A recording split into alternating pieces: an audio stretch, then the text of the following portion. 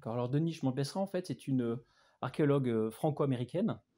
qui a commencé ses études très tôt, dans les années 70, et qui a été pionnière en fait par rapport à l'origine de l'écriture, puisqu'elle a découvert dans les années 70-71, fait 70-71, elle a découvert en fait ce qu'on appelle des petits jetons d'argile dans différents musées dans le monde et dans différents sites archéologiques, qu'elle a décidé de travailler, ce qui n'était pas une étude systématique à l'époque. Et en travaillant sur ces objets, elle a pu obtenir en fait une bourse en fait américaine. Et cette bourse américaine lui a permis de voyager dans le monde et donc dans différents musées en Turquie, en Iran, en Irak, en Syrie. Et en quoi c'est lié à l'écriture? Eh ben, c'est lié au fait que ces petits objets-là ont été perçus d'abord par Pierre Amier, qui a été un de ses professeurs, a été perçus en fait comme des précurseurs au signe écrit, premier signe écrit sur les tablettes d'argile en Mésopotamie.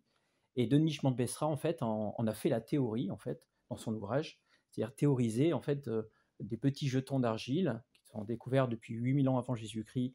jusqu'à peu près 3000 ans avant Jésus-Christ, du moins c'est la collection qu'elle a étudiée elle, et qui sont donc précurseurs aux premières tablettes d'argile qui ont été trouvées à la fin du 4e millénaire, donc vers 3200 ans avant Jésus-Christ. Sur ces jetons et sur l'analyse même des jetons par Denis Schmont-Besserat, en fait, c'est une analyse très très méthodique, c'est-à-dire qu'elle a vraiment étudié en fait des corpus très différents, venant de plus de 116 sites différents, dans 30 musées différents, ces musées étant dans 15 pays différents, donc c'est vraiment une enquête internationale qu'elle a menée. Et l'idée qu'elle a montrée, c'est que ces jetons étaient utilisés en fait déjà 8000 ans avant Jésus-Christ, jusqu'aux premières tablettes, et les premières tablettes en fait auraient remplacé d'une certaine manière l'usage de ces jetons, en passant par un artefact un peu atypique, qui est une boule d'argile, en fait, une boule d'argile creuse, dans laquelle ces jetons étaient contenus. Et pour pouvoir lire l'intérieur de cette boule d'argile, en fait, les jetons, ou une marque représentant ces jetons, étaient réalisés à la surface de cette boule d'argile. Et donc, pour elle, justement, c'est toute cette transition des jetons à l'écriture, en passant par la boule d'argile, c'est la genèse de l'écriture, en fait, telle que ce qui correspond au titre, en fait, de cet ouvrage. Et donc, on voit très bien en fait des jetons utilisés dans un contexte comptable, une boule d'argile qui représente une transaction qui a été donnée entre différentes personnes, hein, un jeton représentant en fait différentes denrées.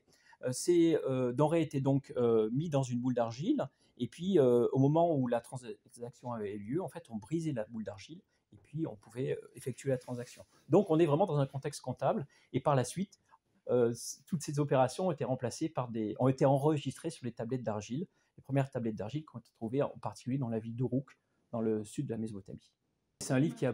eu un retentissement assez important en fait quand il est apparu. La première version en anglais, c'était en 1996, et c'est une synthèse en fait d'une version de 92 qui était elle plutôt pour des spécialistes en fait du domaine, ce qu'on appelle les archéologues, c'est-à-dire des historiens du Proche-Orient ancien. Et donc ça, j'allais dire, ça a été une sorte de gros pavé dans la mare sur l'origine de l'écriture. Il y a eu beaucoup de détracteurs au départ, il y a eu des critiques qui ont été formulées, mais il y a eu aussi des avis extrêmement positifs, parce que ça nous permettait de revoir entièrement le schéma de l'origine de l'écriture. Quand on parle d'origine de l'écriture, souvent on avait une vision, ce qu'on appelle du hiéroglyphe, c'est-à-dire des images, en fait, des signes qui correspondent à des images jusqu'à l'alphabet moderne. Et en fait, cette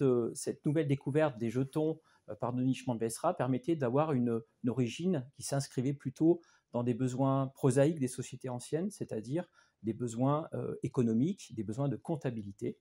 puisque d'après sa thèse, donc l'origine de l'écriture serait avant tout comptable à la fin donc du 4e millénaire. En fait, ce qui est très intéressant, c'est que pendant très longtemps, en fait, on a conçu l'écriture, et ça remonte même à Aristote, hein, on a conçu l'écriture très souvent comme un reflet de la parole, donc un reflet du langage, hein, une écriture phonétique qui est juste subordonnée au langage. Et en fait, bon, ça a été démonté depuis par des gens comme Jacques Goudy, par exemple, les anthropologues, hein, qui ont essayé de montrer en fait que l'écriture était aussi liée, en fait, pouvait être aussi une retranscription matérielle de la pensée, par exemple.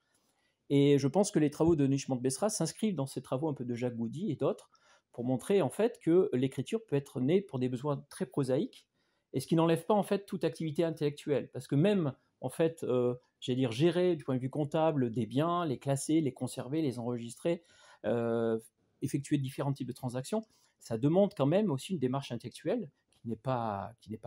dire, qui n'est pas rien, et qui peut être comparée, j'allais dire, à des démarches intellectuelles créatrices, en fait, du point de vue de l'art, du point de vue de la culture, etc. Donc, je pense que c'est pas enlever tout le prestige à l'origine de l'écriture de dire qu'en fait, elle est née dans un contexte purement comptable, en fait, et pour des besoins prosaïques de la vie courante.